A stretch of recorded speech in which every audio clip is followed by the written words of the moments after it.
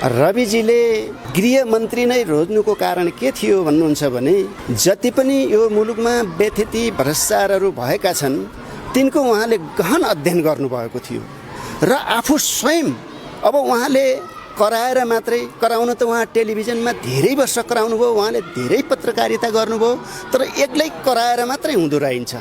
तर सम्बन्धित निर्णय गर्ने ठाउँमा कार्यान्वयन गर्ने ठाउँमा आफू पुगियो भने धेरै क्षेत्रहरू सुधार्न सकिएला भनेर उहाँ त्यसमा होमिनु भएको हो। उहाँ छोटो समय 32 दिन मात्रै गृहमन्त्री हुँदा धेरै उदाहरणीय कामहरू भएका छन्। जस्तै मैले सेना र प्रहरी र सिडिओको साथीहरूबाट धेरै कुराहरू सुने। एउटा अचम्म लाग्यो, मेरो बढुवा यसरी भयो, बढुवा हुँदा मान्छेले सुटकेसभरि पैसा लिएर जानुपर्ने, धेरै तिग्रमबाजी गर्नुपर्ने, तर 81 मेरो यसरी बढुवा भएको म त अचम्म परेँ पनि भन्नुभयो जो साथीहरू बढुवामा पर्नु भएको थियो। त्यसकारण उहाँले यो मुलुकलाई लयमा लैजानको निमित्त एउटा सानो प्रयत्न गर्नुभएको हो। अब यो प्रयत्नलाई जनताले राम्रोसँग